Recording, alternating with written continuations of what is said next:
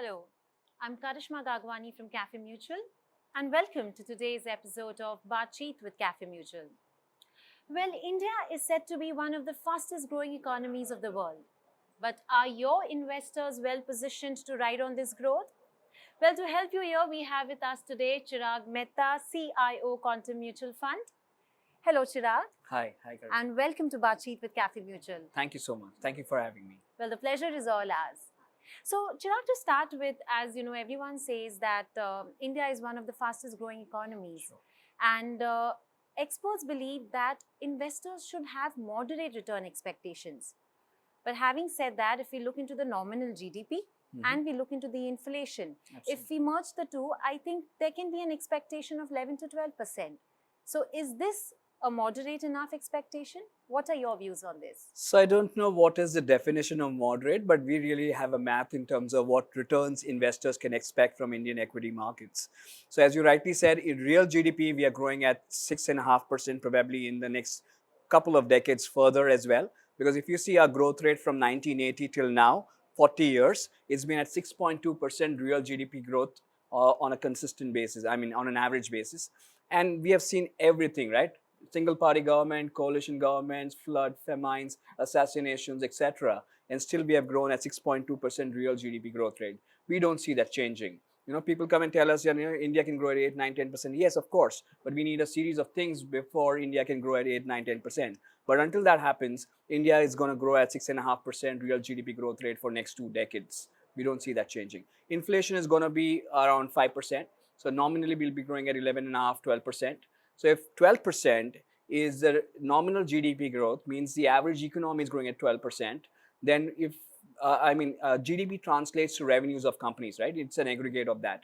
So revenues of companies will be growing at 12%. And if revenues are growing at 12% on an average basis, if you take a typical index company, which may be growing faster than the average, take 2% more than that.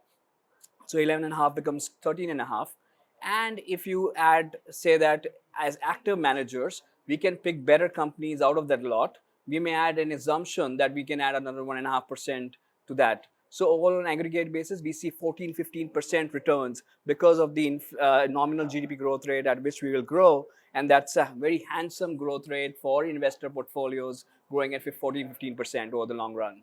So I think it's not moderate. It's much higher than your assumption on inflation, which is 5%, and your investment growing at 14, 15%, with a significant leap over the inflation rate. And therefore, I think it's a very good return as opposed to a moderate return.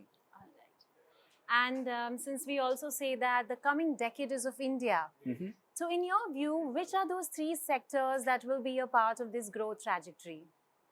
So overall, I think India has a long growth pathway ahead. And I think there will be beneficiaries in terms of so many sectors out there, especially financials, for example. So financials, I think, will do really well because the penetration of banking system in India is not that large. So when I say financials, it will be not only banking, but it will be mutual funds. There will be broking, demat, etc. All is going to grow significantly because we are very, very underpenetrated in that segment. So as that grows, we are very hopeful on that segment. We think consumer discretionary is going to be one big sector that will grow significantly going forward. As incomes of people increase over a period of time, they'll have more disposable income, and therefore they'll spend on discretionary things as opposed to spending on so-called roti kapda makan. So in that sense, I think there is a lot more for discretionary spend to go up, which will grow going forward as well. And third could be, there are many, many sectors from a consumption perspective. Take autos, for example. Auto penetration is also very, very low in India. So far, even for two-wheelers, there is a big runway for penetration, let alone be private vehicles. So private vehicles could also do really well as incomes increases, given it's kind of considered a status symbol in India to own a car. Probably people will migrate as their incomes increase into buying more cars. So overall, we think that, within the discretionary space, there are so many things. And I think automobiles could be one big lever that you could see in the economy.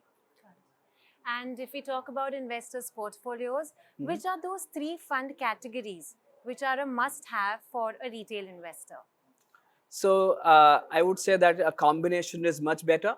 But if you ask me three categories, they clearly have to be large cap, mid cap, and small caps, right? So if you see from that perspective, large cap universe and mid cap universe have become constricted. So the kind of returns that you will make in that segment, probably they could be limited because alpha generation in that two segments could be limited going forward. So if the economy is growing and equity markets are growing, that is a return that you will expect from your large cap portfolios.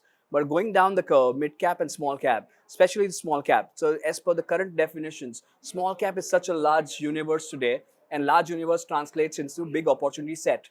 So overall, we think that small cap is where there is a large opportunity exists. They are under researched, under owned.